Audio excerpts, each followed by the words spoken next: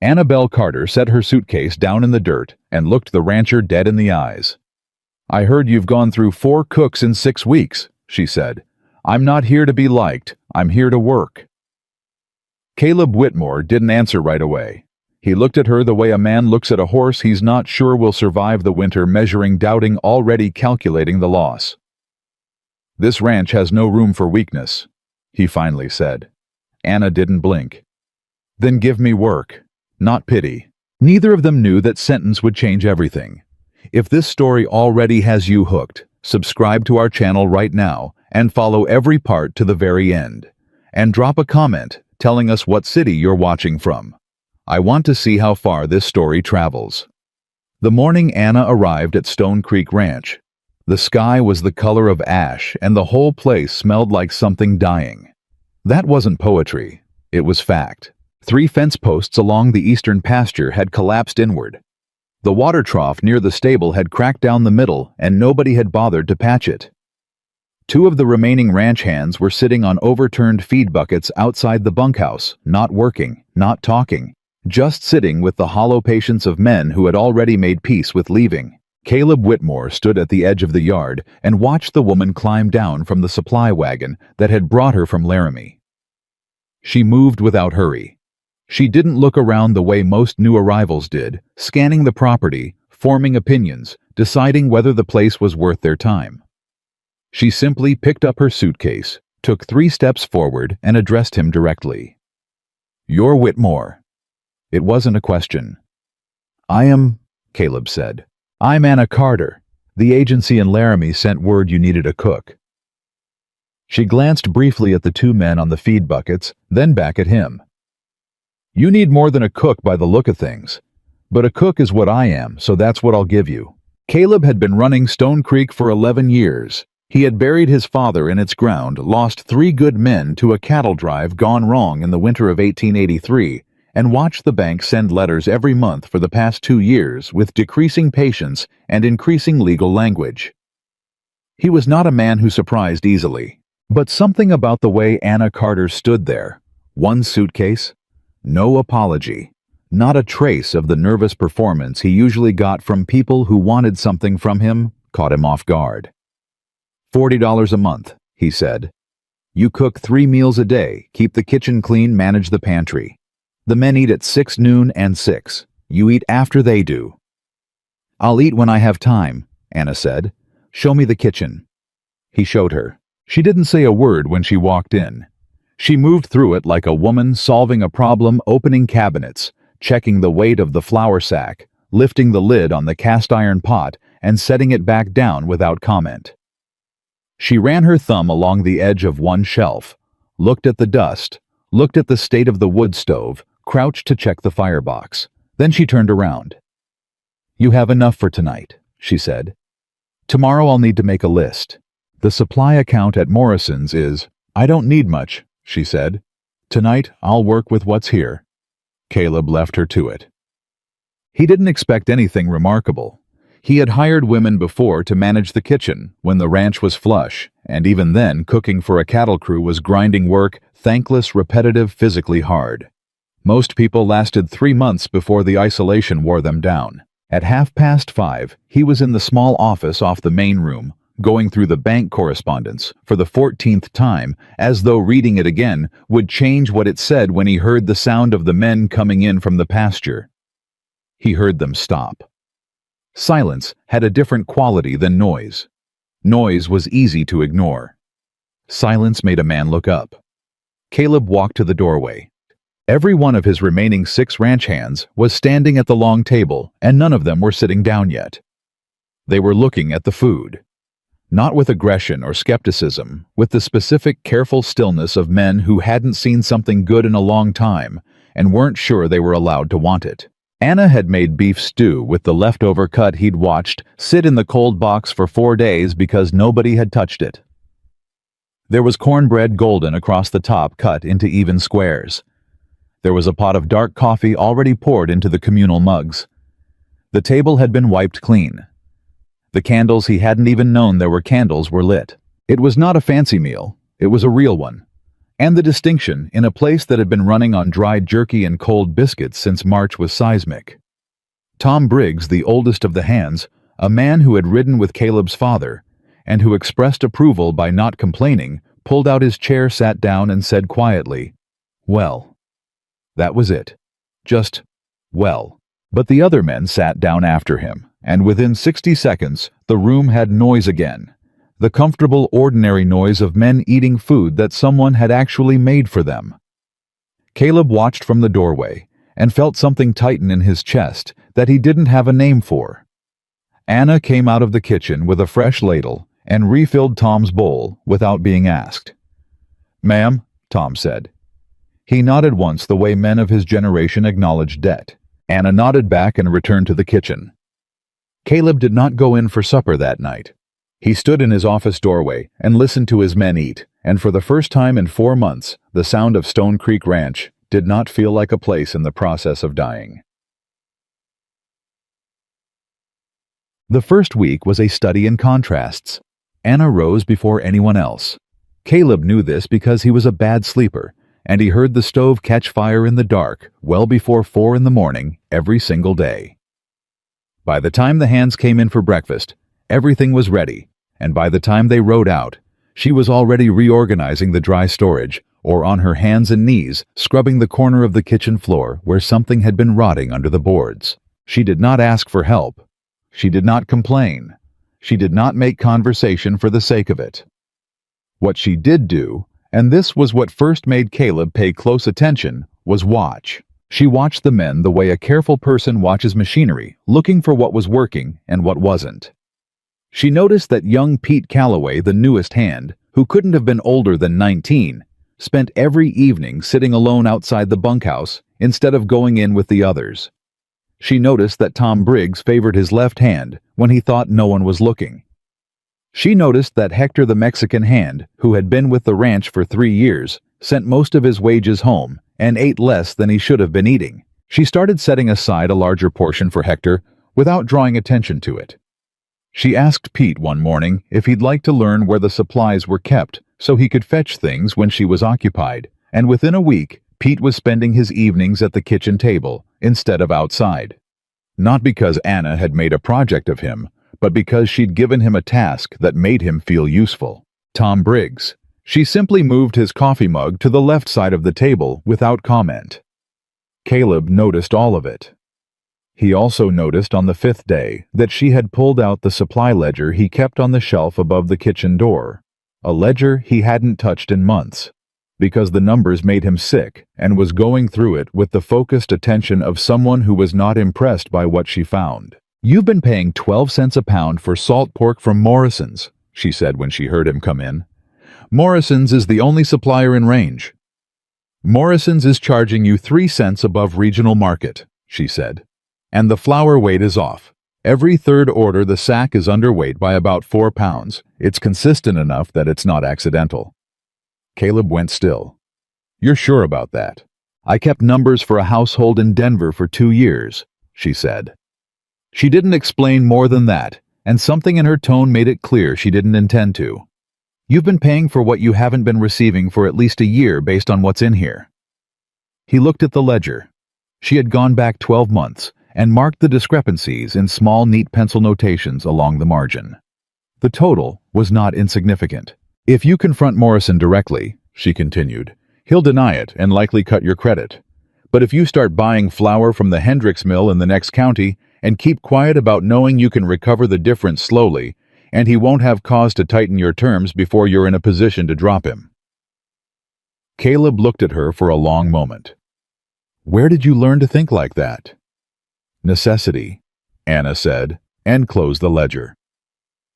By the end of the second week, Caleb had begun to understand that Anna Carter was managing more than a kitchen. She had reorganized the pantry so that nothing spoiled before it was used. She had established a system with the hands for reporting when tools were running low so she could factor it into the next supply list. She had without fanfare repaired the torn canvas on the flour bin herself using a needle and wax thread she'd produced from her suitcase. She had also quietly started teaching Pete Calloway how to read ledger entries. Caleb walked into the kitchen one afternoon to find Pete sitting at the table with the household account book open in front of him, Anna standing at the stove with her back to them, both narrating the logic of a column entry as she stirred. "The left side is what came in," she was saying. "The right side is what went out. If the right side is bigger than the left side for too many months in a row, you're in trouble. The numbers don't lie, but they don't explain themselves either. That's your job." Pete was writing something down with the careful concentration of someone who was not accustomed to being trusted with information. Caleb backed out of the doorway without announcing himself. He stood in the yard for a moment and thought about his father, who had died having never taught Caleb a single thing about account books because there was always too much other work. He thought about the years he'd spent being cheated by suppliers and land agents and not having the tools to see it clearly until it was almost too late. He thought about the fact that Anna Carter had been at Stone Creek for 2 weeks and had already done more to stabilize it than Caleb had managed in the last 6 months. The feeling in his chest that he hadn't had a name for the first night came back sharper this time. He still didn't have a name for it, but he recognized it now as the opposite of whatever he'd been feeling for the past 2 years. It was Tom Briggs who first said something that stayed with him. Caleb and Tom were riding the fence line on a Wednesday afternoon, checking the repairs the men had started on the east pasture, when Tom said without preamble, "She reminds me of your mother." Caleb kept his eyes on the fence. "That's a strange thing to say. Your mother before she left," Tom said. He was not a man who softened things out of kindness. The way she ran the house, quietly, like it was the most natural thing in the world to hold everything together without making a show of it. He paused. "She's not fragile, that one. I've worked alongside enough fragile people to know the difference." "She's the cook," Caleb said. Tom looked at him with the patient measuring expression of a man who has known another man since boyhood and has no illusions about him. "That's one word for it," Tom said, and rode ahead. Caleb Whitmore had not trusted a woman since he was 15 years old. That was the year his mother loaded 2 bags and a hat box into a neighbor's wagon at 4 in the morning. And when Caleb stood in the yard and asked her where she was going, she said, "Somewhere I can breathe," and did not look back. His father had never spoken of it. He had simply gotten harder, the way damaged wood gets harder, denser, less flexible, more likely to crack under the wrong kind of pressure. And when his father died 11 years ago and left Caleb the ranch and a ledger full of debt and the particular silence of a house where love had been proven to be unreliable, Caleb had understood on some level that he would run Stone Creek, and he would survive, and that was the full ambition. He had not planned to trust anyone again. He was very good at not planning to do things he ended up doing anyway. By the 3rd week, he found himself listening for the sound of the kitchen in the morning, the way a man listens for weather, not as information he needed, but as something that told him the world was still in order. He found himself eating supper with the men instead of in his office. He found himself on a Thursday evening, after the hands had gone in for the night, standing in the kitchen doorway, watching Anna dry the last of the supper dishes, and he said, "The flour order from Hendricks came in today." "I know," she said. "I checked the weight. It was accurate." "I know that too." She set the last dish on the shelf and turned around. "Was there something else you needed?" There was a pause that lasted slightly too long. "No," Caleb said. "Good night." "Good night, Mr. Whitmore." He walked back to his office and sat in the chair and stared at the bank correspondence on the desk without reading it. He was not a man who lied to himself as a habit. So he admitted in the privacy of his own thoughts that the moment he'd stood in that doorway, he hadn't been thinking about flour.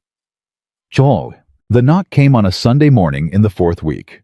A rider had come up the main road fast enough that Tom had appeared at the bunkhouse door and Hector had stepped out of the stable with one hand near his belt. Caleb walked out to meet the man before he reached the porch. He was well dressed for a Sunday in Wyoming territory. That was the first wrong note. He wore a dark coat that hadn't been bought at a frontier outfitter, and his horse was too fine for casual travel. His face was smooth and pleasant in the way that Caleb had learned to distrust the practiced pleasantness of a man who wanted things. "Whitmore," the man said. "Who's asking?" "My name is Silas Rourke." He smiled with his mouth, but not with anything else. I'm a regional agent for the Northern Pacific Land Office. I've been traveling through the territory, and I'd like a few minutes of your time. I'm not looking to sell, Caleb said. That's not what I'm here about. Rourke swung down from the horse without being invited to do so. I'm looking for someone, actually. A woman. Goes by the name of Annabelle Carter. Quiet, plain-dressed, traveling alone. He paused. She may be using a different name. Caleb held very still. I don't see how that's relevant to my ranch, he said. She may be working for you, Rourke said pleasantly. She has a history of presenting herself as a cook or housekeeper in order to access household records and private business documents. She's done it before. In Denver. In Cheyenne. His tone remained conversational, almost sympathetic. Her real name is Annabelle Reeves. She works for a man in St. Louis named Gerald Harlow, and she's been missing for several months.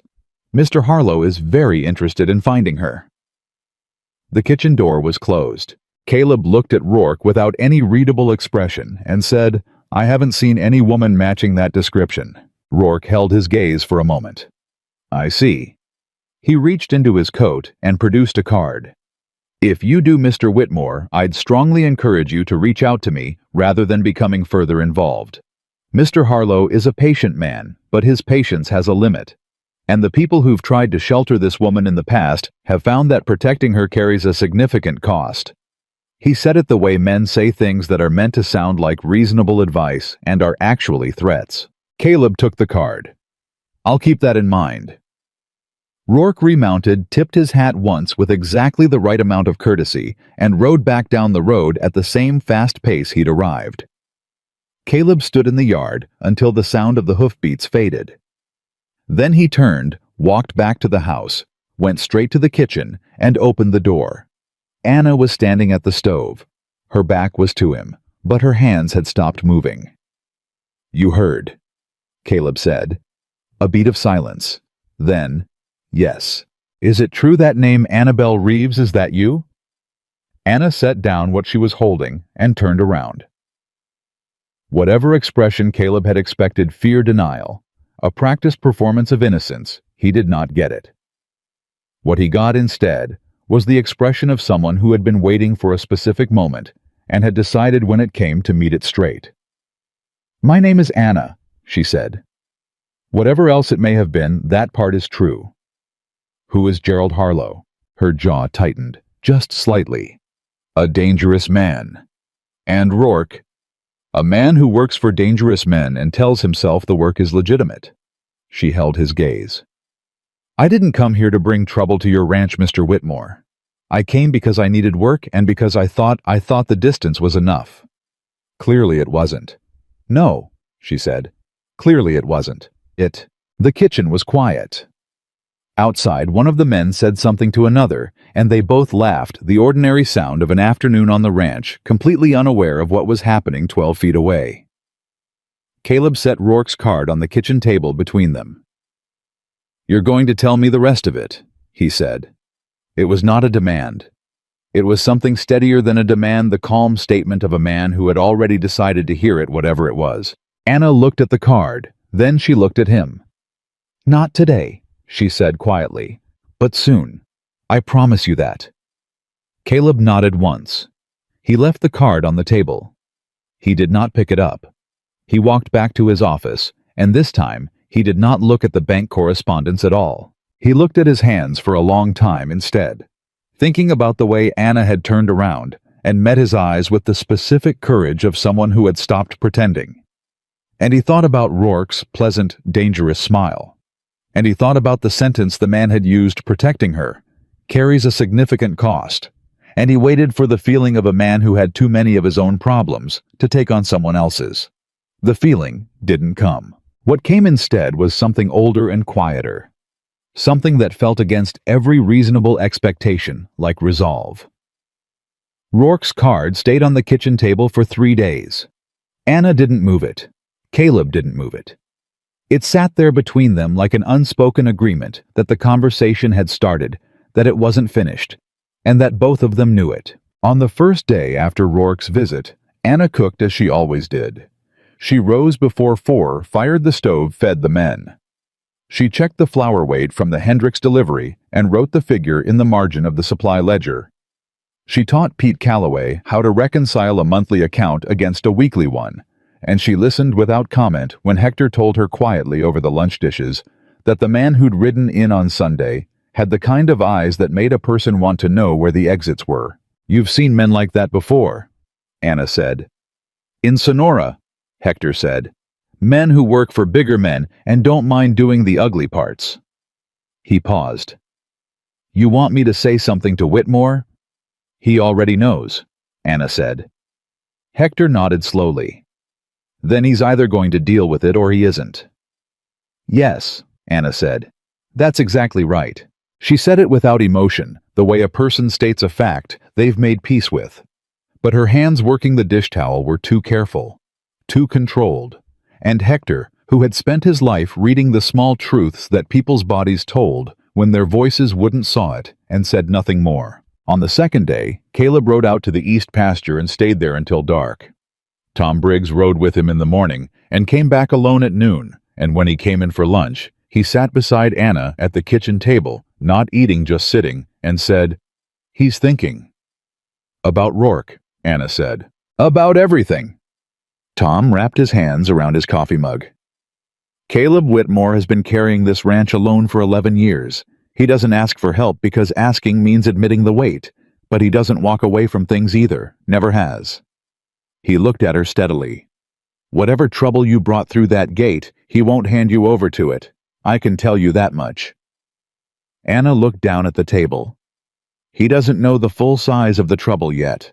"No," Tom said, "but he will." That afternoon, Anna went to the small dry storage room at the back of the kitchen, moved 3 sacks of cornmeal aside, and pulled from behind them a flat leather case about the size of a large book. She set it on the shelf and looked at it for a long moment without opening it. Then she put it back. Not yet, but soon. On the third day, Caleb came home. He walked into the kitchen at dusk and sat down across the table from Anna, and she set a cup of coffee in front of him without being asked, and they both looked at Rourke's card lying between them, and Caleb said, "Tell me." So she did. She didn't start with Gerald Harlow. She started 3 years earlier in Denver, with a position she'd taken as a household manager for a man named Vickers, a name she said the way people say the name of a disease they've recovered from. Vickers was a business associate of Harlow's, and Anna's job had been to manage the household accounts, the correspondence, and the scheduling of meetings that Vickers preferred not to document through his own office. She was good at the work. Too good. When you're organized, Anna said, people stop paying attention to what you're organizing. They just hand you the papers and assume you're not reading them. She looked at her coffee.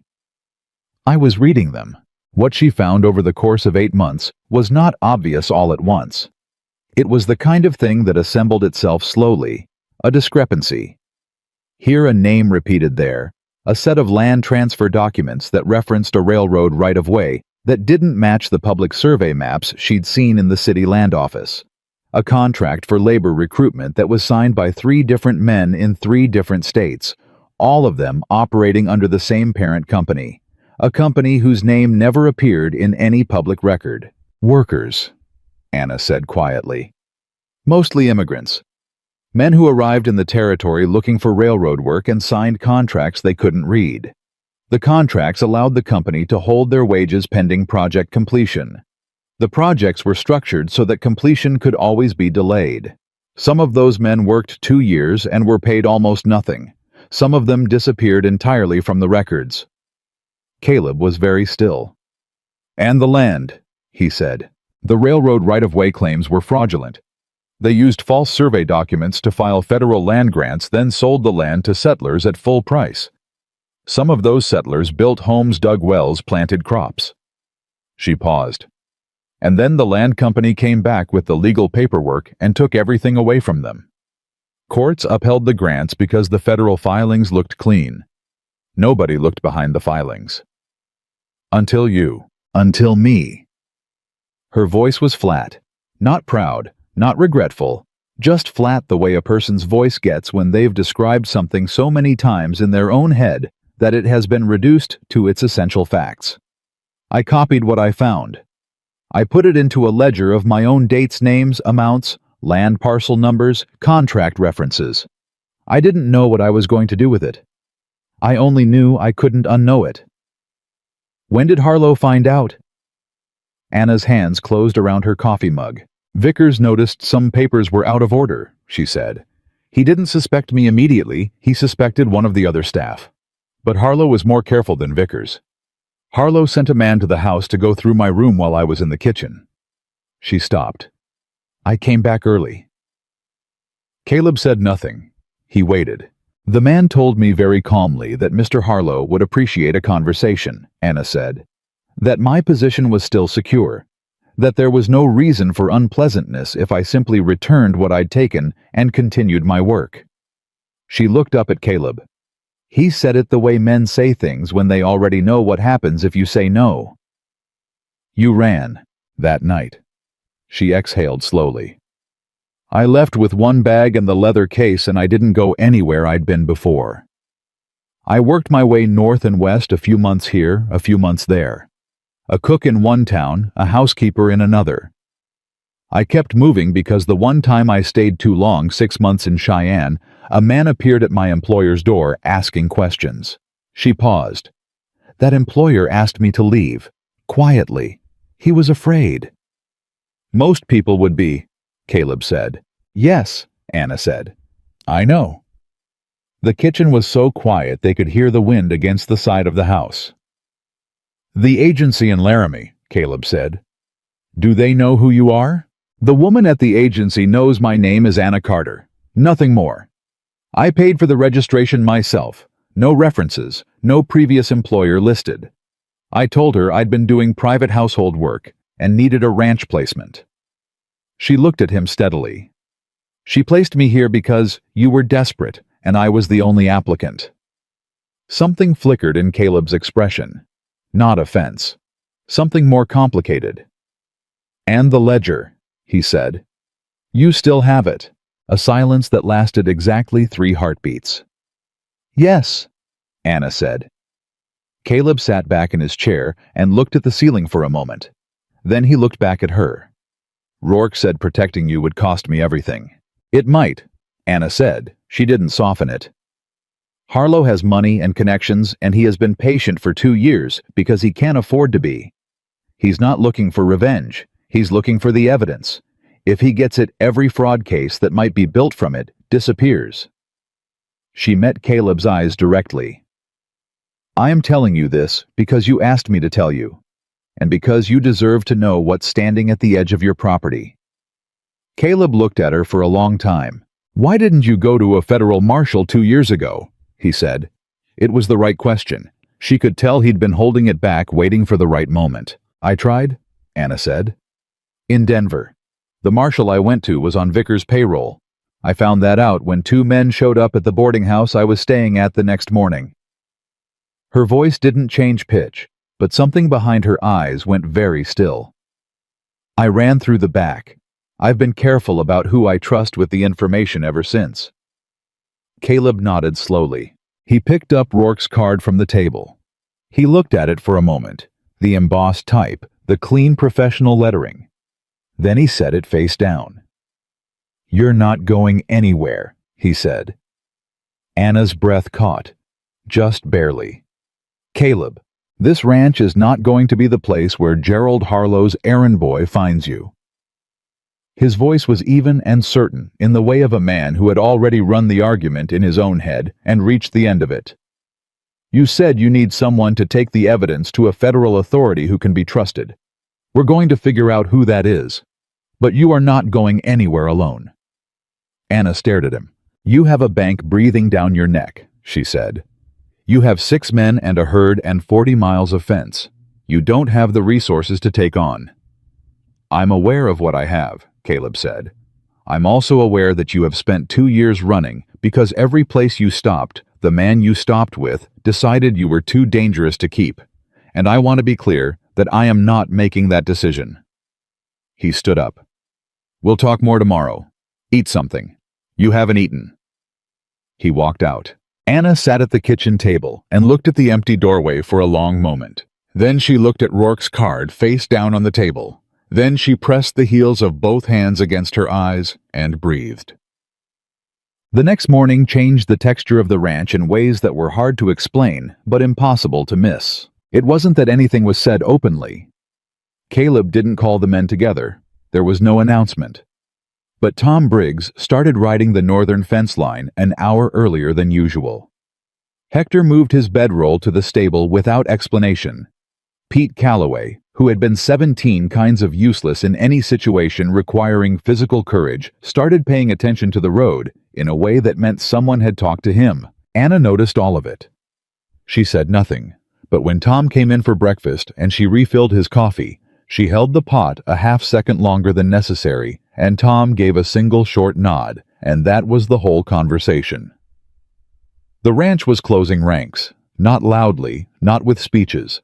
The way working people do it, through adjustment, through positioning, through the quiet agreement to be somewhere specific if something specific happened. That morning, Caleb appeared in the kitchen doorway while Anna was doing the breakfast cleanup. He was holding a sheet of paper. "You said the land parcel numbers were in the ledger," he said. "Yes." "Do you remember any of them?" Anna turned from the sink. "All of them." Caleb blinked. "Just once." "I kept them in my head, as well as the ledger," Anna said. "In case I ever lost the ledger." She looked at him. "Why?" "Because I rode into town yesterday evening after supper," he said. "And I looked at the current federal land filings at the county clerk's office." He held out the paper. 3 of the parcels along the river corridor were transferred to a holding company called Meridian Land Trust in 1885. "I know those parcels. They were homesteaded. I knew the family." Anna crossed the kitchen and took the paper from him. She read it. Her expression didn't change dramatically, a slight sharpening around the eyes, a compression of the mouth. "Meridian," she said. "You know that name?" "It's in the ledger," Anna said. "It's one of the shell companies, 4th layer out from Harlow's main operation." She looked up at him. "You weren't supposed to find that." "I wasn't looking for it," Caleb said. "I went in to check my own property boundaries because I wanted to know if Rourke's visit had anything to do with my land." He paused. "It might." The implications of that landed in the kitchen like a physical weight. If Harlow's land operation extended to the area around Stone Creek, then Rourke's appearance wasn't only about retrieving Anna. It was about making sure a rancher in possession of a woman with a ledger full of evidence didn't start looking too closely at the property records around him. "He came here for 2 reasons, Anna said. "Yes," Caleb said. "That's what I think too." She handed the paper back to him. "How much do you know about land fraud law?" "Enough to know I don't know enough," Caleb said. "But I know a man in Cheyenne who does, a lawyer named Aldridge who handled my father's estate. He's honest. I've had enough experience with dishonest men to know the difference by now." He folded the paper. "I want to write to him. Rourke will be watching the mail." "Rourke will be watching what he knows to watch," Caleb said. "He doesn't know I found the land records. He doesn't know I know Aldridge, and he doesn't know you've been copying numbers in your head for 2 years. A beat. He thinks you're a frightened woman hiding in a ranch kitchen." Anna was quiet for a moment. Then, "And what do you think?" Caleb looked at her directly. "I think you've been playing a longer game than anyone gave you credit for. And I think the only reason you haven't finished it yet is because you've been doing it alone." Something in Anna's face shifted. It was small, a loosening, barely visible, like the first crack in something that had been sealed a long time. She looked away before he could see the full extent of it. "Write to Aldridge," she said. "Don't mention the ledger in the letter. Ask him about Meridian Land Trust as if it's a property question." "That's already what I plan to do," Caleb said. He went to write the letter. The days that followed were taut with a specific kind of tension, not the explosive kind, but the kind that builds in the wire of a fence pulled too tight. Work continued on the ranch. Meals were cooked. Fence was repaired, cattle were moved. From the outside, Stone Creek looked like every other struggling ranch in Wyoming territory in the summer of 1887. But inside the house, a different kind of work was happening. Anna brought out the leather case. She did it on a Wednesday evening after the men had gone in for the night. She set it on the kitchen table, opened the clasp, and laid out the contents. 31 pages of copied documents, some in her own hand, some traced from originals organized by date, and cross-referenced at the bottom of each page in a notation system she'd developed herself. There was a hand-drawn map of the land parcels with parcel numbers written at each boundary. There was a list of names, company names, personal names, bank names with dates of transaction beside each one. Caleb sat across from her and went through it page by page. He didn't say anything for a long time. She watched him read, and she watched his face do what faces do when they're absorbing something that is both larger and uglier than they'd fully prepared for. "How many families?" he said finally. "The ones I can confirm from the contracts 46, Anna said. But the labor contracts reference a recruitment network that was operating in 4 states. The actual number could be 3 or 4 times that. Caleb set the last page down carefully. "And this man is still operating," he said. "As far as I know," Anna said. "The land transfers I've found records of go up to 1886, a year ago." "He's not finished." "No," Anna said. "He's not." Caleb looked at the pages spread across his kitchen table. His kitchen table in his kitchen on his ranch, which sat 40 miles from 3 parcels of land fraudulently transferred to one of Gerald Harlow's shell companies. His kitchen, where a woman had been hiding evidence of all of it behind sacks of cornmeal for 4 weeks. "You've been carrying this alone for 2 years, he said. "Yes." "That's a long time." "It is," Anna said. He looked at her. Not with pity, she would have shut down completely at pity, and some part of him understood that without having to be told. He looked at her with the specific grounded recognition of one person acknowledging the weight another person has been carrying. "You're not carrying it alone anymore," he said. Anna didn't answer right away. She looked down at the pages on the table and was quiet for a moment, in the way of someone who is deciding whether to believe something they very much want to believe. "You should understand," she said carefully, "that I am not easy to have around. I check windows before I sleep. I bolt my door. I flinch at strangers on the road." She looked up at him. "I have been afraid for so long that I'm not sure I know what it feels like to not be afraid. And I don't want you to think I'm something that I'm not." "I don't," Caleb said simply. "I think you're exactly what I can see. A woman who has been holding something dangerous and true for 2 years and hasn't let go of it and hasn't broken." He paused. "That's not a weakness. That's the furthest thing from a weakness." The kitchen was very quiet. Anna looked at him for a long moment. Really looked the way she had not permitted herself to look at anyone in a very long time, the way a person looks when they have stopped protecting themselves from the risk of being seen. "Caleb," she said. His name in her voice sounded different than it usually did. Less like a title, more like something she had chosen. He didn't move closer. He didn't make it into anything more than what it was: 2 people sitting at a table with the truth between them. "Get some sleep," he said quietly. "Tomorrow we hear back from Aldridge." She gathered the pages back into the leather case, clasped it shut, and stood. She paused at the doorway. "Thank you," she said, "for not sending me away." Caleb looked at her steadily. "You're the best thing that's happened to this ranch in 11 years, he said. "I'd have to be an exceptional fool to send you away." Anna almost smiled. It didn't quite make it to her face, but it changed something around her eyes. Then she went down the hall to her room. Caleb sat at the empty table for a long time after that, in the dark, listening to the sound of the ranch settle around him, and for the first time in longer than he could honestly remember. The silence of Stone Creek felt less like absence and more like something resting. Like something gathering itself. Like something that was not finished yet, but was no longer in any sense of the word alone. "Boy, The reply from Aldridge arrived on a Friday, 6 days after Caleb's letter. It was brief. 3 sentences. I know the name Meridian. I know what it is. Come to Cheyenne and bring whoever has the documentation. Do not send anything further by mail. Caleb read it once. Then he walked to the kitchen and handed it to Anna without a word. She read it.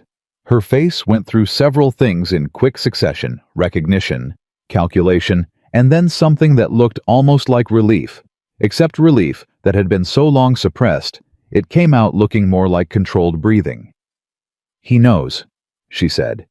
He knows enough to be careful about letters, Caleb said. Anna set the note on the table. If we go to Cheyenne, Rourke may be watching the road. Yes. Then we don't go on the main road, Caleb said. And we don't go in a way that looks like anything more than a rancher making a supply run. He pulled out the chair across from her and sat. I've been thinking about timing. Rourke hasn't come back yet, but he will. He gave me a courtesy warning the first time because he wanted to see how I'd respond. When I don't send you out and don't reach out to him, he'll come back with fewer courtesies. Anna nodded. How long do we have? Tom thinks 10 days, maybe 2 weeks. Caleb looked at her. I think Tom is being optimistic. So do I, Anna said quietly. They looked at each other across the table, the leather case between them, the note from Aldridge beside it, the whole weight of the situation arranged in a kitchen that had smelled like cornbread and coffee every morning for a month. We move fast, Anna said. Yes, Caleb said. We move fast. Outside, the afternoon was turning toward evening. Hector was in the stable.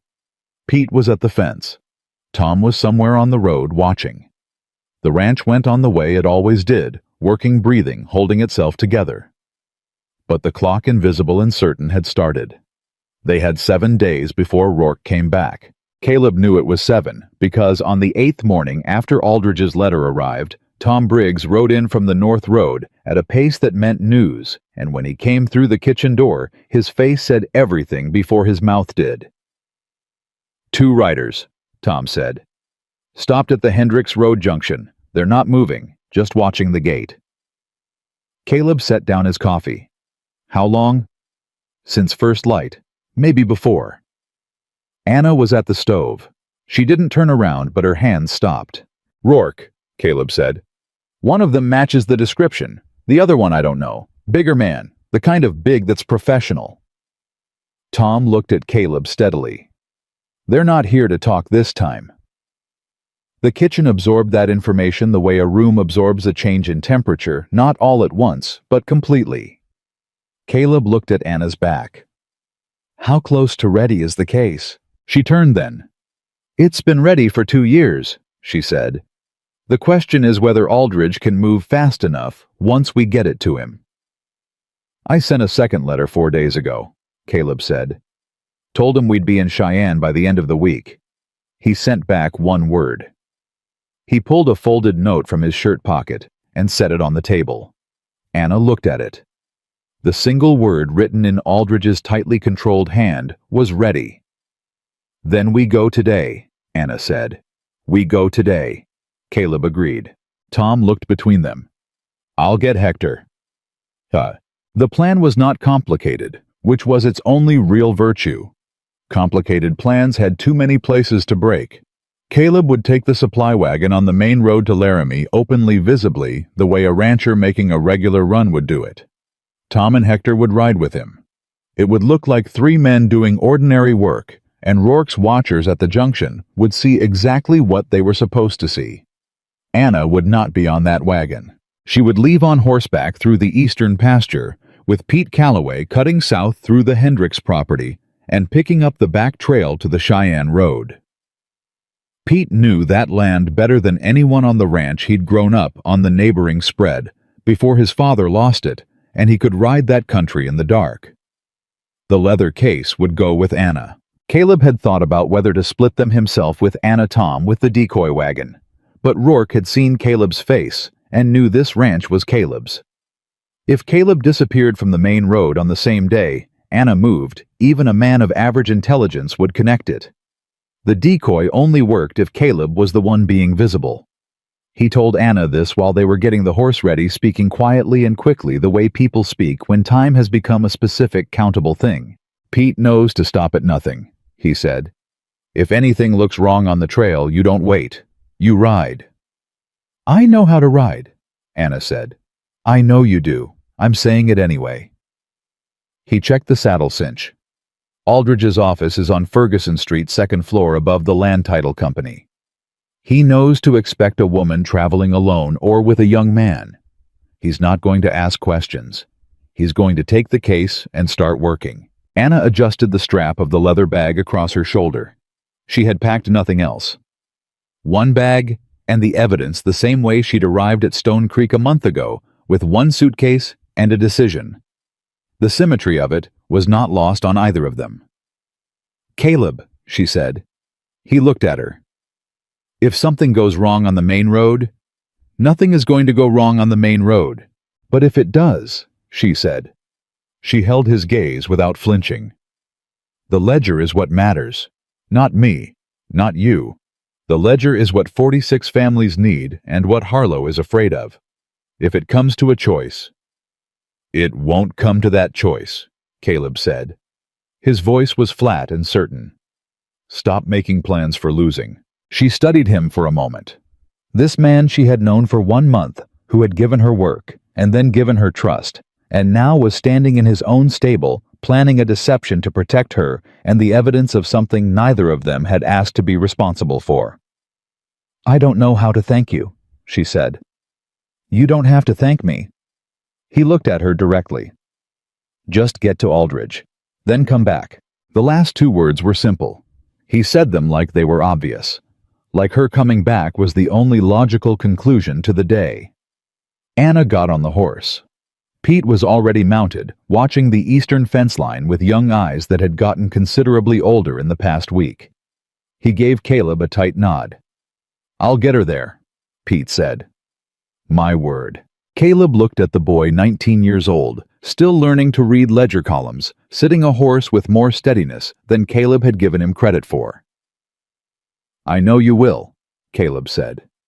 Then he turned and walked to the supply wagon, where Tom and Hector were waiting, and he climbed up to the driver's bench, and he picked up the reins, and Stone Creek Ranch split itself in 2 directions on a Thursday morning in August, without a single unnecessary word. Ben. The 2 riders at the junction watched the supply wagon come down the main road with the patient attention of men being paid by the hour. Caleb kept his pace even. He did not look at them directly, which was exactly what an innocent man would do, notice them decide they were not his business, move on. Tom rode beside the wagon on the left side. Hector rode on the right. 3 working men supply run nothing remarkable. The larger of the 2 riders nudged his horse forward a few feet. "Whitmore," he said. Caleb pulled the wagon to a stop. He looked at the man with the mild irritation of someone interrupted on ordinary business. "Help you?" "Mr. Rourke would like a word." "Mr. Rourke knows where my ranch is," Caleb said. "He's welcome to come by." "He'd prefer somewhere more convenient. There's a place in Laramie." "I have supply business in Laramie," Caleb said. "When I'm done with my business, if Mr. Rourke wants to find me, he can find me at Morrison's Dry Goods. I'll be there until midday." He picked up the reins again. "Now if you're not going to move, I'll go around you." The large man and his partner exchanged a look. The large man pulled his horse sideways off the road. Caleb drove through without looking back. Tom rode up alongside him 20 yards past the junction and said very quietly, "They're not following." "Not yet," Caleb said. "You think they'll send word ahead to Laramie?" "I think Rourke is already in Laramie," Caleb said. "And I think he's going to want to have a conversation that is much more direct than the last one."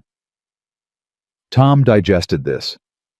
"And if he asks about the woman, then I tell him she left 3 days ago," Caleb said. "Collected her wages and moved on. Happens all the time. Nobody stays at Stone Creek long." He paused. "Say it like it's a fact you're tired of." Tom produced an expression of such genuine weathered resignation that Caleb almost laughed despite everything. That one I can do without practicing, Tom said. Rourke was waiting at Morrison's. He was standing near the counter with a cup of coffee and the relaxed posture of a man who had arranged things to his satisfaction. And when Caleb walked through the door, Rourke's pleasant smile appeared like a light someone had switched on. "Mr. Whitmore," he said. "Thank you for making time." "I'm here for supplies," Caleb said. He nodded at Morrison, who was behind the counter with the carefully neutral expression of a man who had been told something was happening in his store and wanted no part of it. "Morning, Dale." "Morning, Caleb," Morrison said. Rourke stepped closer. "I'll be brief," he said, dropping the pleasant tone to something more businesslike. "The woman at your ranch, we know she's there. We've known for 2 weeks. I gave you time to make the right decision voluntarily, and I respect that you needed to think it over. But Mr. Harlow is not going to wait any longer." "She left," Caleb said. He pulled a supply list from his pocket and handed it to Morrison. 3-4 days ago. Told me she had people in Colorado." Rourke studied him. "You're telling me she's gone?" "I'm telling you what I know," Caleb said. "I run a cattle ranch. I hired a cook. The cook moved on. It happens. And you have no idea where she went." "I paid her wages and she walked out the gate," Caleb said. "I didn't ask for a forwarding address." Rourke was quiet for a moment. He had the particular stillness of a man who was deciding whether to believe a lie or to make an example of the man telling it. "Mr. Whitmore," he said carefully, "if I find out that you've been less than honest with me today, the conversation we have next time will not take place in a dry goods store."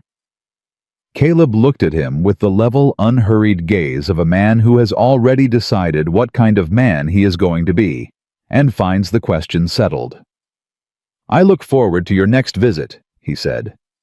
"Dale, I'll be back in an hour for the order." He walked out. His hands were completely steady. He noticed this with a detached sort of interest because inside his chest his heart was moving at a pace that had nothing to do with calm. But his hands were steady, and his face was steady, and when Tom fell into step beside him outside the store, Caleb said quietly, "We need to be back on the road in 40 minutes. He's going to send someone to the ranch to confirm." Tom swore under his breath. "Anna will be well past the junction by now," Caleb said. "But if Rourke's man rides hard and reaches the ranch before we do, then we need to ride harder," Tom said. They did. Dumped. Pete and Anna were 2 hours south on the Cheyenne Back Trail when the trouble found them, and it did not announce itself. One moment the trail was empty. The next, a rider was coming up behind them at a pace that made Pete straighten in the saddle and say very quietly, "Don't look back." Anna didn't look back. "How many?" "1. Moving fast." Pete's voice was steady in a way that surprised even him. "He's not from the junction wrong direction. Could be Harlow's man who's been in the territory separately." "Rourke said there was a network," Anna said.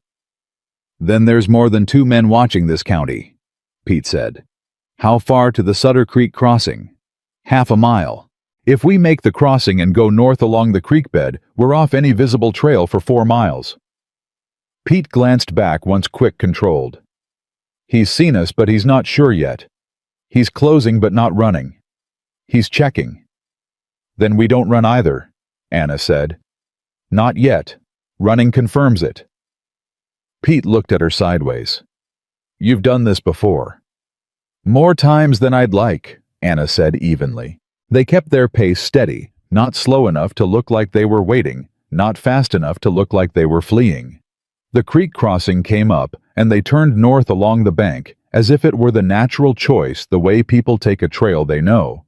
Behind them the rider slowed. Anna counted her own heartbeats. 12. 15. 20.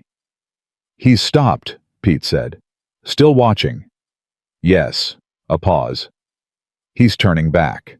Neither of them said anything for 30 seconds. Then, Pete exhaled so completely that his whole body seemed to deflate an inch. "He wasn't sure," Anna said.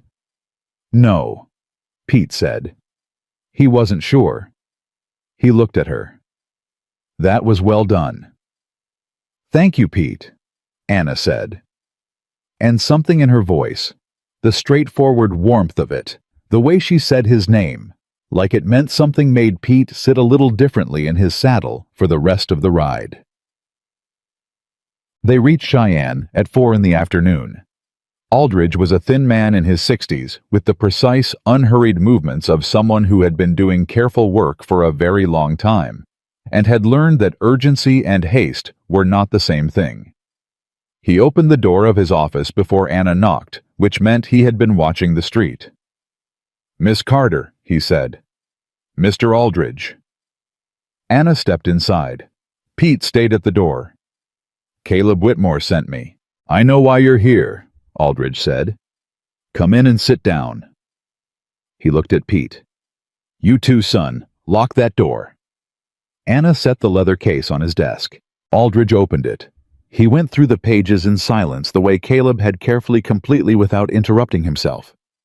But where Caleb's face had moved through shock and anger, Aldridge's face moved through something more technical. Recognition, confirmation, the specific satisfaction of a man who has suspected something for a long time and is now looking at the proof. "Meridian," he said on the 4th page. "Yes," Anna said. "And this notation here," he pointed to a column in her hand. "This is a routing account for the wage holding fund," Anna said. "The workers' wages that were never paid out. They were held in a routing account and transferred quarterly to a private bank in St. Louis under Harlow's personal account." Aldridge sat back. "Do you know what you have here?" "I know exactly what I have," Anna said. "This is not just a civil matter," Aldridge said.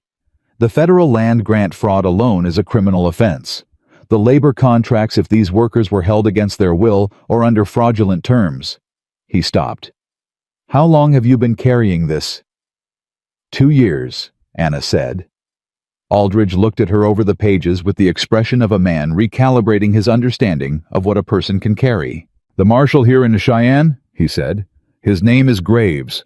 I have known him for 14 years, and he is the one man in this territory I would trust with my own life." He began stacking the pages with methodical care. "I am going to make copies of every page tonight. You are going to stay somewhere safe.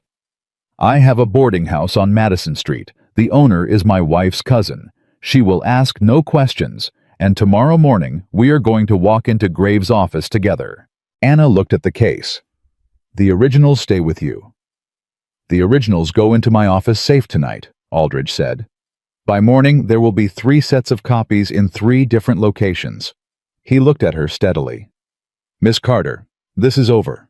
You understand that, the running part, it's over." Anna heard him say it. She understood every word. But the thing that happened in her body when she heard it, the way her breath suddenly felt difficult, the sudden pressure behind her eyes told her that understanding something and believing it were 2 entirely different processes, and that the second one took considerably longer. She nodded. She didn't trust her voice just then. Caleb reached the ranch at dusk ahead of Rourke's man by 20 minutes. He knew this because Hector, who had split off from the main road and circled back through the north pasture, met him at the gate and said, "Rider coming from the south. 30 minutes, maybe less." "He's going to ask about Anna," Caleb said. "What do we tell him?" "The truth," Caleb said. "That she's gone. That nobody knows where." He swung down from the wagon. "Get the wagon put away. Get the men inside. Make the ranch look like a place where nothing has happened today." He walked into the kitchen. It was the first time he had been in it without Anna in a month, and the absence of her was not subtle. The stove was cold. The table was clean but empty, in a way that had nothing to do with cleanliness. He stood in the doorway for a moment and registered the feeling in his chest, and decided he was not going to examine it closely until there was time to do that properly. He started the stove himself. He put on water for coffee. He sat down at the table in the near dark and waited. The rider came through the gate 35 minutes later, younger than Rourke, harder-faced with the look of someone who hadn't been told to be polite about it. "Woman named Carter," the man said from his horse. "Where is she?" "Gone," Caleb said. He was standing on the porch with his coffee, and he looked like a man standing on his porch with his coffee, and there was nothing in the world interesting about him. Left a few days ago. Where'd she go? Didn't say. He sipped his coffee. You want to search the place, go ahead. You'll find her room empty and her wages paid out and nothing else, because there's nothing else. The man looked at him for a long moment. Then he looked at the bunkhouse, then at the stable, then back at Caleb. If you're lying, the man said. I run a cattle ranch, Caleb said. I don't have the time or the interest to lie to strangers about my cook. He held the man's gaze. Are we done? They were done. The man turned his horse and left. Caleb stood on the porch until the sound of hoofbeats was completely gone, and then he sat down on the porch steps and set his coffee mug beside him and stared at the road in the dark with the particular patience of a man who is waiting for something he cannot speed up. Somewhere south of here, Anna was either safe or she wasn't. Aldridge was either ready or he wasn't. The evidence was either in the right hands or it wasn't. He had done every single thing he could do, and now the rest of it was in other people's hands. And Caleb Whitmore, who had run everything alone for 11 years, was discovering that trust, real trust, the kind you extend without a guarantee, felt very much like standing at the edge of something and stepping off anyway. The stars came out one by one above Stone Creek. He sat there and watched them, and did not go inside. The knock on Aldridge's office door came at 7 in the morning. Anna had not slept. She had lain on the boarding house bed in the dark and listened to Cheyenne wake up around her. The early wagon traffic, the sound of a dog somewhere on the next street, a church bell she counted without meaning to, and she had thought about 31 pages of copied documents, and the 2 years they had cost her, and all the families they represented, families who did not know her name and never would. She had thought about Caleb standing at the kitchen door saying, "You're not carrying it alone anymore." And she had thought about the way that sentence had felt landing in her chest. Not like relief, but like something more dangerous. Something she had not let herself feel in so long that she had forgotten it had a name. She got up dressed and was at Aldridge's office when he arrived. Marshall Graves was a quiet man with gray eyes and the unhurried manner of someone who had seen enough over 20 years to stop being surprised by most things. Aldridge introduced him. Graves shook Anna's hand with the directness of a man who respected what he was looking at. He sat down. He read. He read for 40 minutes without speaking. When he finished, he set the last page down on the desk, looked at Aldridge and said, "How long has this been sitting in your safe?" "Since last night," Aldridge said. Graves looked at Anna. "And you've had the originals for 2 years?" "Yes." "And you're prepared to make a formal statement?" "I've been prepared to make a formal statement for 2 years," Anna said. "I needed someone worth making it to." Graves was quiet for a moment. Then he said, "Miss Carter, I'm going to need you to stay in Cheyenne for the next few days while I make some federal contacts. This goes above my jurisdiction. The land grants are federal filings, and the labor fraud crosses state lines. But I know the right people in Denver, and I know a federal judge in this district who is not in anyone's pocket." He looked at the pages again. "Harlow is going to know something has moved when I start making inquiries. There will be a short window where he doesn't know how much we have." "How short?" Anna said. "Days," Graves said. "Maybe less." Anna thought of Caleb. She thought of Stone Creek Ranch. She thought of 6 men who had quietly rearranged themselves around a danger they hadn't asked for because their rancher had made a decision, and they had made the same decision without being asked to. "There's a ranch on the North Road," she said. "Stone Creek. The rancher's name is Caleb Whitmore. He has documentation of the Meridian land transfers in this county. And he's 40 miles from here with a man named Rourke, who has been watching his gate." Graves looked at her. "Is Whitmore involved in the fraud?" "He's the opposite of involved in the fraud," Anna said. "He's the reason I'm sitting in this office." Graves stood up. "Then I'll send a rider to Stone Creek today," he said. "Whitmore needs to know what's moving." He looked at Aldridge. "How fast can you have the federal copies ready?" 3 hours, Aldridge said. "Make it 2, Graves said, and reached for his hat.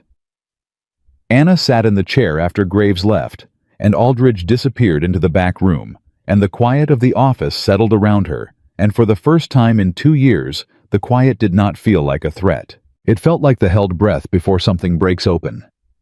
She thought of Caleb on his porch steps waiting. She thought, hold on. It's moving now. It's finally moving. Graves' rider reached Stone Creek at noon. Caleb was in the north pasture when Hector came riding hard to find him, and when Caleb saw Hector's pace, he was already turning his horse before Hector said a word. "Man at the gate," Hector said. "Badge. Says he's from Marshal Graves in Cheyenne. Says he has a message from a woman named Carter." Caleb's horse was already moving. The rider was young, maybe 25, with the direct eyes of someone who had been given a specific task and intended to complete it cleanly. He handed Caleb a folded note without preamble. Caleb read it.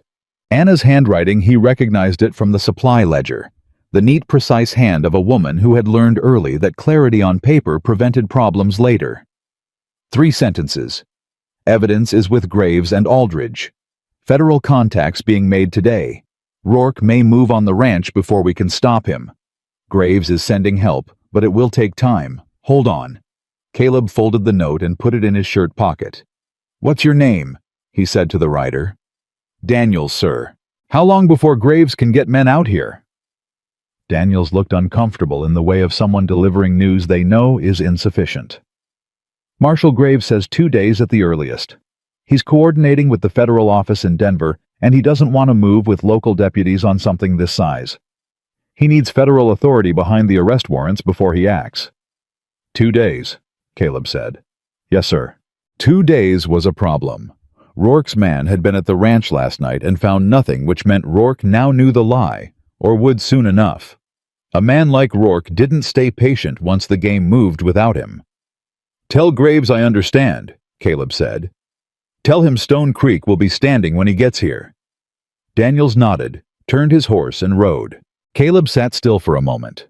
Then he rode back to the ranch and called every man out of whatever they were doing, and they stood in the yard, Tom, Hector, Pete, and the 3 others, and Caleb told them the plain truth, which was that trouble was likely coming in the next 48 hours, and every man had the right to ride out before it arrived. Nobody moved. Tom said, "Are you done talking?" "Yes," Caleb said. "Then let's get ready," Tom said, and that was the full extent of the group discussion. They spent the rest of the day preparing in the quiet, methodical way of men who understood that preparation was the only form of control available to them. Tom checked every rifle on the property and accounted for the ammunition. Hector reinforced the stable door from the inside. Pete, who had ridden back from Cheyenne that morning and was running on no sleep and a kind of bright-eyed steadiness that comes from having done something frightening and come through it, took the first watch at the north fence line without being asked. Caleb wrote a letter to the county land office requesting a formal copy of the Meridian property transfers on record. He had no expectation it would arrive in time to matter, but Aldridge had told him through Anna's note to document everything, and documenting everything was something he could do right now.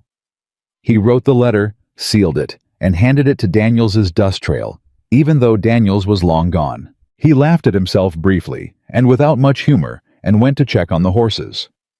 It was there in the stable, running his hand along his best horse's flank, in the specific way a man touches the things he trusts, that the full weight of the last month settled on him. 11 years of running this ranch alone. 11 years of being the only person who cared whether it survived, who kept the numbers and made the decisions and absorbed every loss without passing it to anyone else because there was no one else. He had been so accustomed to the solitude of it that he had stopped recognizing it as solitude. It had simply become the shape of his life.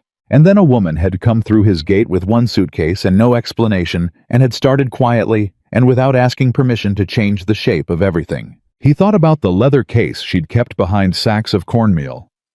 He thought about the way she'd checked the flour weight on the first Hendricks delivery, and the way she'd gone through 12 months of his supply ledger with a pencil and found the theft he'd been too defeated to look for.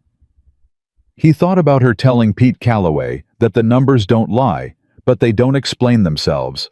That's your job, and Pete sitting straighter because someone had told him he had a job worth doing. He thought about the kitchen table with 31 pages spread across it, and Anna saying, I've been carrying this alone for 2 years, with a voice that had no self-pity in it, only fact.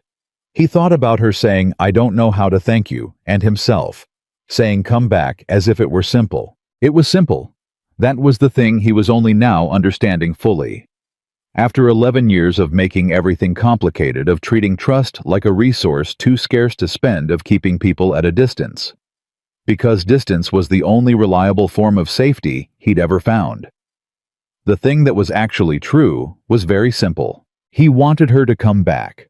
Not to the kitchen, not to the cook's room, to Stone Creek, to the table where they had talked in the dark, to the yard where she had arrived with one suitcase and changed everything. He wanted her to come back to him. He acknowledged this to himself in the stable, with his hand on his horse's flank, and then he walked back out to the yard and went back to work. Because that was the deal you made with yourself when there was still work to do. Rourke came at 2 in the morning. He came without the pleasantness. He came with 4 men and torches, which was not the move of someone who wanted a conversation. Tom heard them first. He was on watch at the north fence, and he moved faster than a man his age had any right to move, and by the time the first torch went into the barn's feed storage, Tom was already at the bunkhouse door, shouting, and every man at Stone Creek was awake and moving within 30 seconds. The barn caught fast. Feed and dry hay, and the particular physics of fire in an enclosed wooden structure meant there was no saving it. That judgment took Caleb about 4 seconds to make, and having made it, he redirected every hand immediately. "Get the horses out. Get the horses out first." Hector was already inside. He had been sleeping in the stable, his deliberate choice made 6 days ago, and he had the first 2 horses out before anyone else reached the doors, moving fast and calm in the smoke, with the efficiency of someone who had decided in advance what he would do, and was simply executing the decision. The horses came out. All of them. Hector came out last, coughing hard, and Pete grabbed his arm and kept him upright. "How many men?" Caleb said to Tom, who was watching the dark past the firelight. "4 that I saw. Could be 5. Tom's voice was level. "They're not shooting yet. This is a warning." "Warnings don't burn barns," Caleb said. "This one does," Tom said. "They want you to feel the cost before they ask for the payoff." As if on cue, Rourke walked through the gate. He was not wearing his pleasant expression. He was wearing the face underneath it, the one that had always been there, and it was considerably less civilized. "Where is she, Whitmore?" he said. Caleb turned from the burning barn and looked at Rourke directly. Behind him, he could hear his men working, beating back sparks, keeping the horses away from the flames, the sounds of people doing urgent physical work. Young Billy Sutton, barely 18, had taken a falling beam on his shoulder when the feed loft partially collapsed, and Pete had him against the fence post now, pressing a folded cloth against the wound. Caleb looked at Billy. Then he looked back at Rourke. "She is not here," Caleb said. "Then where is she?" Rourke took 3 steps forward. His 4 men spread loosely behind him, and 2 of them had their hands near their guns. "Harlow is done waiting. Tell me where she went, and this stops here." "She is not here," Caleb said again. "And I don't know where she is. And you just burned my barn and hurt one of my men. And there is a federal marshal who is going to hear about every single thing that happened on this property tonight." Something crossed Rourke's face. Quick but visible, not fear exactly, but the calculation of a man who has just heard a word that changes his arithmetic. "Federal." "You don't have federal connections," Rourke said. "Check my supply wagon," Caleb said evenly. "I've been back and forth to Laramie twice this week. Cheyenne once.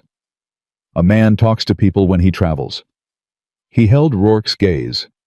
"The woman is gone, and the evidence she was carrying is already in the hands of people who cannot be bought. You burned my barn for nothing." The last 4 words landed like stones. Rourke was very still. Behind him, his men exchanged a look, the specific look of men who are being paid for one type of job and are starting to sense they may be standing in the middle of a different one. "You're bluffing," Rourke said. But his voice had lost a fraction of its certainty, and both of them heard it. "Maybe," Caleb said. You want to find out, you come back in 48 hours. He didn't move. He stood in the yard with his burning barn behind him, and his injured man at the fence post, and 5 other men at his back.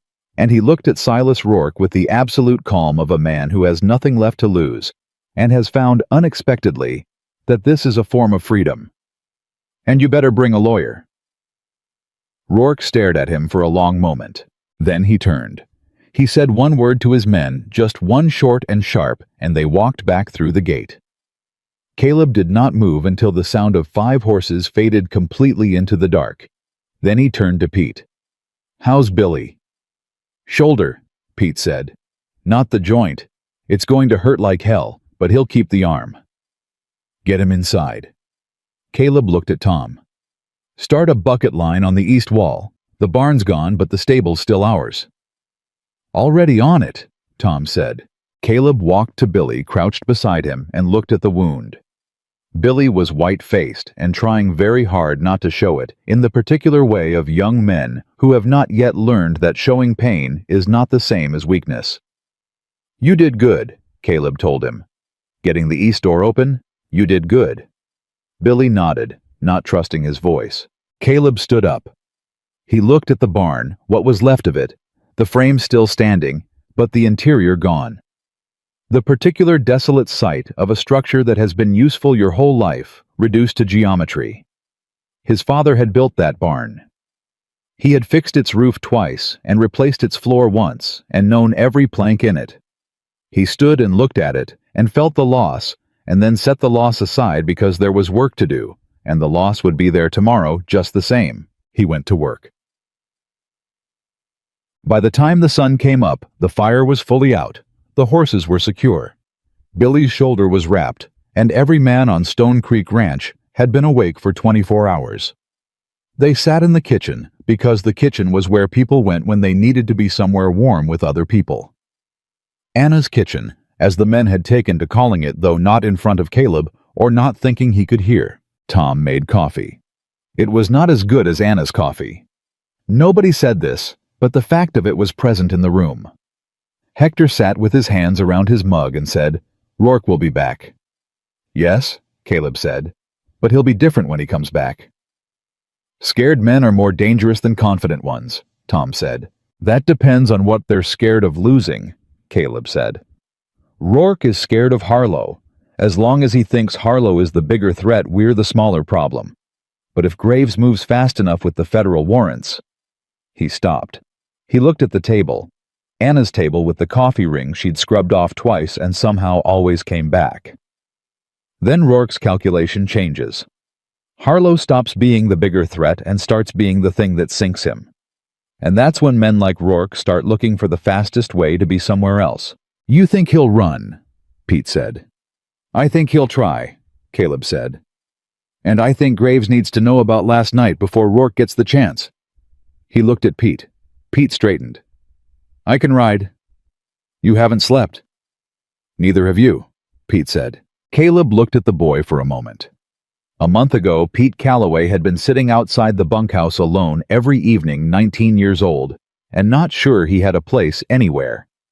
Now he was sitting in this kitchen, offering to ride 40 miles on no sleep because he understood what was at stake and had decided it was worth the cost. Anna had done that, without making a project of it, without even seeming to try. "Ride to Cheyenne," Caleb said. "Tell Graves about the barn and about Rourke's men. Tell him Rourke is rattled and moving. And tell—" He stopped. "Tell Miss Carter the ranch is standing." Pete nodded. He drank the rest of his coffee in one long swallow, stood up, and walked out. Anna was in Aldridge's office when Pete arrived. She had spent 2 days in Cheyenne, making her formal statement to Graves, sitting across a desk from a federal recorder while Aldridge sat beside her, going through the ledger page by page in the specific language of legal documentation. It was the most exhausting 2 days she could remember, not physically, but in the way that requires you to go back into everything you've been running from, and look at it directly, name it, precisely date it, and sign your name beside it. But it was also, she had found, a kind of release. Like letting go of something you've been gripping so long your hand has forgotten how to open. She was reviewing one of Aldridge's copies when she heard Pete's voice in the outer office, and she was at the door before Aldridge reached it. Pete looked like he'd ridden hard and fast and was still running on something that wasn't quite sleep. He told her about the barn in 4 sentences, the way young men tell bad news when they're trying to be useful about it, direct, minimal, watching her face to gauge how much she needed. Anna heard every word. She stood very still. "Billy Sutton," she said. "How bad were shoulder wound?" "He'll keep the arm. Caleb says he did good." Anna exhaled. "And Caleb?" Standing in the yard at sunrise, looking at the barn frame like he was making a list of what to do next, Pete said. "He sent me to tell Graves that Rourke is rattled, and—" Pete paused with the slight self-consciousness of a young man delivering a personal message. "He said to tell you the ranch is standing." Anna turned away for a moment. Just a moment. She looked at the window and breathed. The ranch is standing. 4 words. She heard them the way she heard almost everything Caleb said beneath the surface, meaning in the particular frequency of a man who chose his words because he meant them. The ranch is standing. You have a place to come back to. I am still here. She turned back to Pete. Go to Graves now. Tell him everything. Yes, ma'am. And Pete? She looked at him, this boy who had ridden through uncertain country without flinching, who had sat with her at a kitchen table, learning ledger columns, and turned into someone steady. Thank you for getting me here. Pete's face did something complicated and young and dignified all at once. Thank Caleb, he said. It was his call. I'll thank you both, Anna said. Ming. Graves moved faster than he had promised. He had his federal warrants by the end of the second day, a fact that Aldridge later told Anna was testament to the clarity and completeness of her documentation, that the federal judge in Denver had looked at the ledger pages and issued the warrants without the usual back and forth of a case, with thinner evidence. You built this well, Aldridge told her when the papers came through. 2 years of being careful built something that will stand up in a federal court. Anna looked at the warrants bearing Harlow's name and Rourke's name and 4 other names she recognized from the ledger. She had imagined this moment many times over 2 years, had rehearsed how it would feel, had anticipated something large and definitive. What she actually felt was quieter than that. A settling. The specific stillness of a wheel that has been spinning for a very long time finally coming to rest. What happens now? She asked. Graves goes to Cheyenne and makes the arrests, Aldridge said. The federal circuit court will handle the fraud charges. The land reversions will take time, months probably, but the legal mechanism is now in motion, and it cannot be undone. He looked at her over his glasses. And you, Miss Carter, are no longer a woman with a problem. You are a material witness in a federal case, which means you are under the protection of the federal court. Nobody is hunting you anymore. Anna heard that sentence, and her mind went immediately irrationally to the way she checked windows before she slept. The bolt on her door, the way she flinched at hoofbeats on the road. She wondered how long those habits would take to leave her body. She suspected it would be a long time. The ranch, she said. Stone Creek's foreclosure proceedings, the bank. If the Meridian land transfers are reversed as part of the fraud, ruling the fraudulent liens attached to adjacent properties, including Whitmore's, will be re-examined, Aldridge said. He paused. I reviewed the bank correspondence Whitmore sent me. The original loan terms were standard, but 2 of the penalty clauses were added in an amendment from 1885. The amendment was notarized by a man whose name also appears in your ledger. Anna stared at him. The bank that's been threatening to foreclose on Stone Creek Ranch, Aldridge said carefully, is connected to Harlow's operation. The room was very quiet. Caleb's debt, Anna said. The reason he was desperate enough to hire a stranger from a Laramie agency with no references was manufactured, Aldridge said, or at minimum made artificially insurmountable through fraudulent penalty terms. He took off his glasses and set them on the desk. The man hired a cook out of desperation. But the desperation itself was engineered by the same network you'd been running from. Anna sat down. She sat down because her legs made the decision before she did. She sat in the chair across from Aldridge's desk and looked at the wall and let the full shape of it assemble itself in her mind. Harlow's network had been squeezing Stone Creek Ranch for 2 years, using fraudulent loan amendments to create a debt spiral that would eventually force a sale, and when that sale happened, the land would go to Meridian, the same shell company whose name was on 31 pages of evidence currently sitting in a federal court filing. If Caleb had sold, if he had given up the ranch 6 months ago, or 4 months ago, or last month, if he had not been stubborn enough, desperate enough to hire one more person from a Laramie agency, if Anna had not needed one more place to disappear to. He didn't know, she said. No, Aldridge said. He didn't know. But he held on, Anna said. He held on to a ranch that was being deliberately strangled, and he didn't know why it kept getting harder. He just... She stopped. Her voice was doing something she did not entirely control. He just kept working. Aldridge was quiet for a moment, in the respectful way of a man who knows when words would be smaller than the silence. "Graves is riding to the ranch today," he said finally gently. "The warrants are signed. Rourke will be in custody before nightfall." He looked at her. "There is nothing left for you to do here that requires you to be here. I can handle the rest." Anna looked at him. "Go," he said. "Go back to Stone Creek." She was on a horse within the hour. She rode the main road this time. No back trails, no looking over her shoulder, no counting the seconds, while a strange rider decided whether she was worth following. She rode the main road north under an open sky, and the difference between this ride and the one she had made 4 days ago was the difference between 2 entirely different lives, the one she had been living and the one that was apparently still available to her if she was willing to claim it. She was still afraid. She recognized the specific shape of her fear, the checking of the road behind her, the alertness when another rider appeared at a distance, and she understood that it would not disappear simply because the legal situation had changed. Fear lived in the body, not in the court record. But underneath the fear, for the first time in 2 years, something else was present.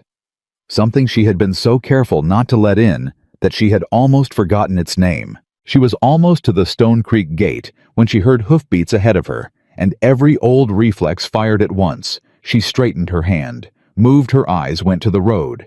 It was Caleb. He had ridden out to meet her. She didn't know how he knew she was coming. Pete probably, or Aldridge's word through Graves' rider. But he was there on the North Road in the afternoon, with the same steady presence he'd had since the first morning she walked through his gate.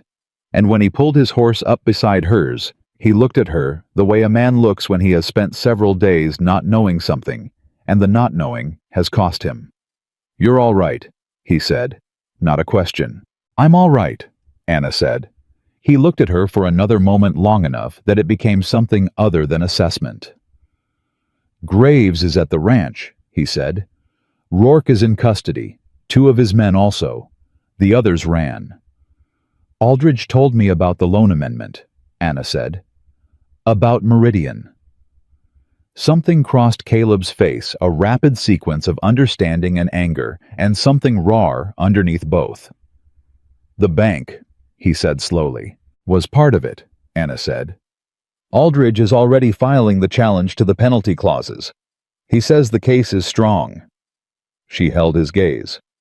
"You are not going to lose this ranch, Caleb. Not to them. Not because of what they did to those loan terms." Caleb was very still.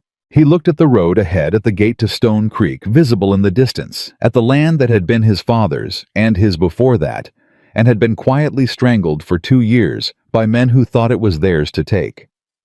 11 years, he said quietly. "I know," Anna said. "I thought I was failing it," he said. "I thought I was the problem, that I wasn't good enough at this, that my father would have managed better, that I was—" He stopped. His jaw was tight. 2 years of thinking it was my fault." "It wasn't your fault," Anna said. "And you didn't fail it. You held on." He looked at her. The afternoon light was direct and uncomplicated, and there was nothing between them. No kitchen table, no ledger, No crisis, requiring both of them to focus on something other than each other. "Because of you," he said. "Because of you," Anna said back. "I showed you the numbers. You're the one who didn't walk away." They looked at each other on the North Road, outside Stone Creek Ranch, and the thing that had been building between them for a month through kitchens and supply ledgers and dark conversations and a burning barn and 40 miles of bad road in both directions had nowhere left to go except where it had always been going. "Come back to the ranch," Caleb said. It was the same thing he had said to her when she left. Simple, direct, the statement of a man who had made his decision and found the words for it. Not as the cook. "Come back because it's where you belong. Because I want you there." He paused. "Because I would like to see what Stone Creek looks like when neither of us is afraid of losing it." Anna looked at him for a long moment. "The barn needs to be rebuilt," she said. "Yes," he said, "and Billy Sutton's shoulder needs proper tending for at least 3 weeks." "Yes," he said. "And someone needs to renegotiate the supply terms with Morrison once the legal pressure is off." "Anna," Caleb said. "Yes," she said. He looked at her. "Yes, you'll come back, or yes to Morrison." "Yes to all of it," she said. And for the first time in a long time, longer than she could precisely measure. Annabelle Carter smiled. Not a careful smile. Not the controlled, managed expression she had maintained for 2 years of being watchful.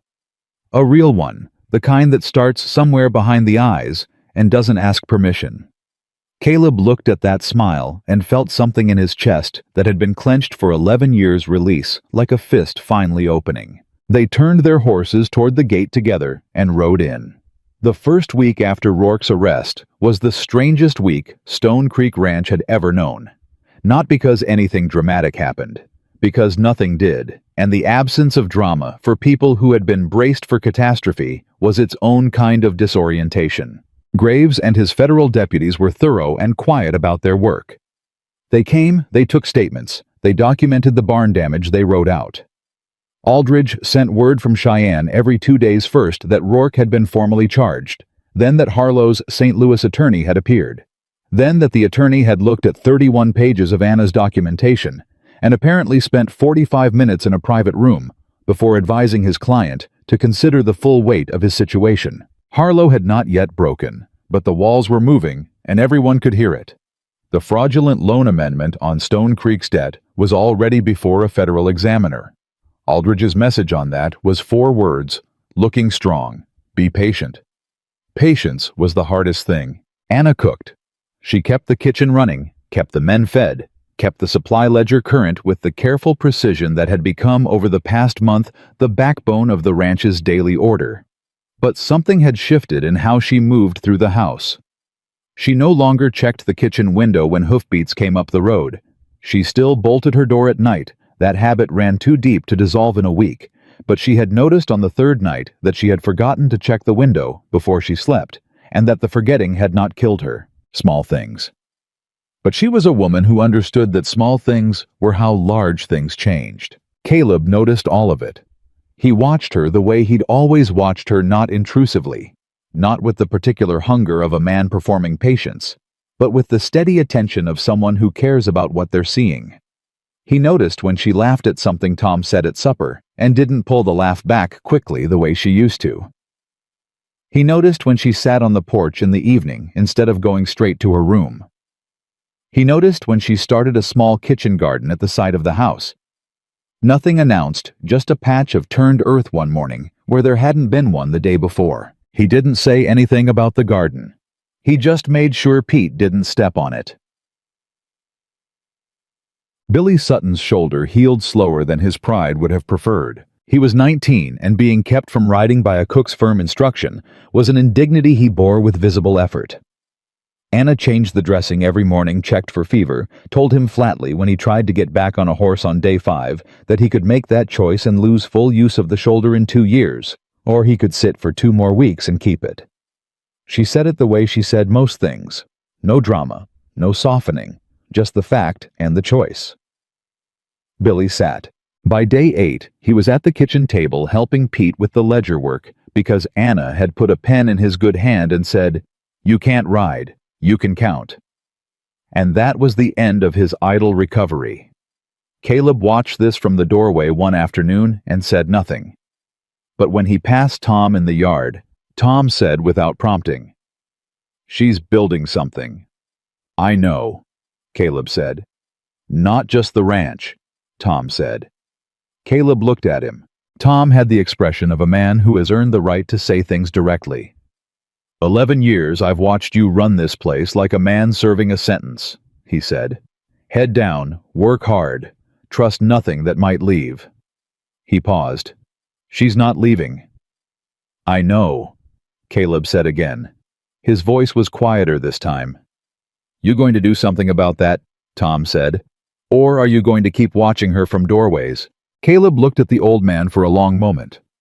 "Are you giving me romantic advice, Tom?" "I'm giving you practical advice," Tom said. "There's a difference." He walked away before Caleb could respond with the absolute confidence of a man who knew he'd said the right thing and had no interest in elaborating. The letter from Aldridge came on a Thursday, 12 days after Anna returned to Stone Creek. It was longer than his previous communications, 4 pages dense with legal language that Caleb read twice through before he understood it fully, and then he sat very still for a moment, with the pages in his hands. He found Anna in the kitchen. "Sit down," he said. She turned from the stove and looked at his face, and sat down without asking why. He set the letter on the table between them. "Harlow broke," he said. "His attorney negotiated a federal cooperation agreement 2 days ago. In exchange for reduced charges on the fraud counts, Harlow is providing full documentation of the network, every shell company, every corrupt land agent, every routing account." He paused. "Including the names of the bank officers who added the fraudulent amendment to Stone Creek's loan."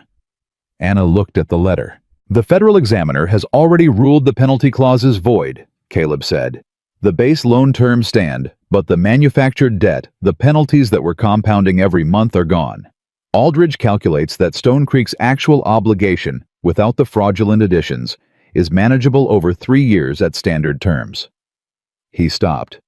"The ranch is not going to be foreclosed." Anna looked up from the letter. "It's over," she said. "The legal part," Caleb said. "Yes, it's over." She looked at him. Something was moving behind her eyes. Something she had kept banked for a long time, the way you bank a fire when you can't afford to let it die, but can't let it burn freely either. "And the families," she said.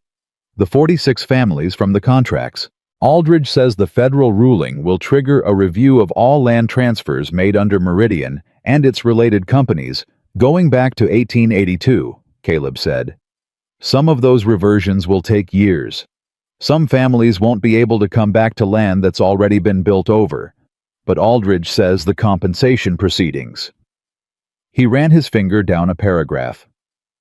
"He says the documentation you preserved gives those families a legal standing they would not otherwise have had. Every family that was defrauded now has a case with evidence behind it." Anna pressed one hand flat on the table. 2 years, she said quietly. "You did that," Caleb said. "You preserved that. When you were running, when you were afraid, when you had every reason in the world to drop it and disappear, you kept those pages and you kept those numbers in your head and you didn't let go." He held her gaze. "Those families have a chance because of you." She looked at him, and the thing behind her eyes moved again larger this time, and she said, "Don't," and then stopped. "Don't what?" Caleb said. "Don't be kind to me right now," she said. Her voice was steady, but her hands weren't quite. I'm not ready to take that apart right now." He looked at her with the specific patience of a man who was willing to wait. "Whenever you're ready," he said. She nodded. She pressed both hands flat on the table and breathed. Then she said, "Thank you, Caleb." And this time, it meant something different than it had the first time she'd said it. It meant everything that had happened between those 2 moments, the barn and the leather case and the cold kitchen and the long ride north on the main road and all the mornings in between. He heard all of it. "You're welcome," he said.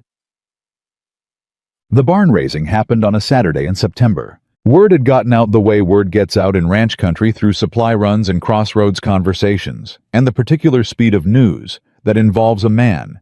People respected having his barn burned by a criminal who was now in federal custody.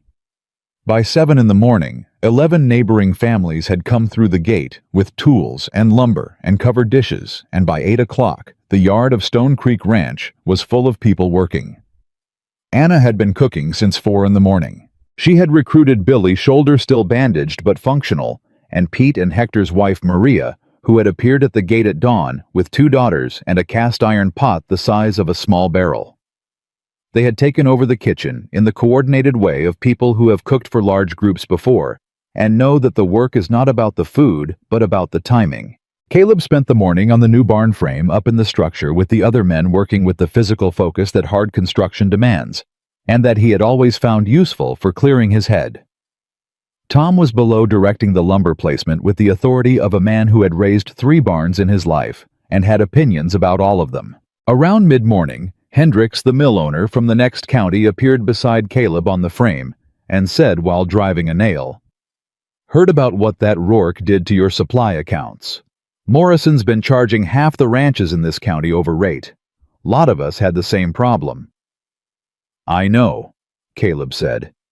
"I'm putting together a cooperative buying arrangement," Hendricks said. "A few ranches pool the orders, negotiate as a group. Interested?" Caleb looked at him. "Who else?" "Patterson, the Garfield brothers, possibly the Sutter Creek outfit if they come around." Hendricks shrugged. "Your cook figured this out before any of us, apparently. Thought you'd want to be part of the solution." "My cook figured out most things before any of us," Caleb said. Hendricks grinned and went back to his hammering. Caleb looked down from the frame and found Anna in the yard, moving between the outdoor tables where the covered dishes were being arranged, talking to 2 of the neighboring women with the easy competence of someone who had decided, perhaps without consciously deciding, that this place was hers. He watched her for a moment. Then he went back to work because the barn wasn't going to raise itself, and he had a question to ask her that required the right moment, and this was not yet it. Kept talking. The frame was up by midday, and the walls were on by 3, and by the time the light started going golden and long, the new barn stood solid and complete, smelling of fresh timber and the particular satisfaction of a day's collective work. The tables were pulled together in the yard, and the food came out of the kitchen in the kind of abundance that only happens when women who know how to feed people decide to do it together. And Stone Creek Ranch had more noise in it that evening than it had held in years. Children running between the tables, men trading the specific humor of shared labor, the sound of a fiddle someone had thought to bring. Caleb sat at the long table and looked at his ranch full of people, and felt something he did not have a specific word for. Not happiness exactly, which always sounded too light for what he meant. Something with more weight to it. Something like rightness. Like a thing being what it was always supposed to be. Tom sat down beside him with 2 cups of coffee, and set one in front of him without comment. They sat together for a moment in the companionable silence of men who had known each other long enough to not need to fill every space with words. "Your father would have liked this," Tom said finally. "Yes," Caleb said. "He would have." "He would have liked her too," Tom said. Caleb looked at him. Tom had the expression of a man who had nothing left to say on a subject, and had said it anyway for the last time. He stood up, took his coffee, and walked over to sit with Hector and Maria. Anna appeared at the table 10 minutes later, carrying her own cup, and sat down across from Caleb, in the way she had been sitting across from him for a month and a half now, and the ease of it was so complete and so natural that it was almost startling to notice. "Good day," she said. "Good day," he agreed. She looked at the yard, the new barn frame visible at the edge of the firelight, the tables of people. Pete teaching one of the Hendricks daughters some rudimentary card game with the earnest concentration of a young man who has discovered girls exist. Billy using his good arm to pass dishes down the table with more enthusiasm than his convalescence technically permitted. "This is what it could always be," Anna said quietly. It wasn't addressed to Caleb specifically. It was the kind of thing a person says when they're understanding something. Yes, Caleb said. She looked at him. You knew that. I suspected it, he said. I'd stopped believing it. He set down his coffee cup. You gave it back. Anna shook her head. You never let go of it. That's different from me giving it back. Maybe, Caleb said. But I couldn't see it clearly until you were here. She looked at him across the table in the firelight with the full attention she gave to things that mattered, no deflection, no careful management of distance, and said, What are you saying, Caleb? He looked back at her with the same directness. I'm saying that I would like you to stay, he said. Not as the cook, not as the woman who helped save the ranch. I want you to stay as the person this place belongs to the same way it belongs to me. Because it does. It has since about the third day you were here, though. I didn't have the sense to say it. He paused. I'm not a man who is easy to live with. I run cold when I'm worried, and I work too much, and I have spent 11 years being very careful about not needing anyone, and I am still learning how to stop doing that. I know, Anna said. But I want to learn, he said, with you here. The fiddle was playing somewhere across the yard. The fire was warm. The new barn stood where the old one had been built by neighbors in a single day, because that was what people did for each other when they lived close enough to the same hard ground. Anna looked at him for a long moment. Long enough that it was not a hesitation, it was a choosing.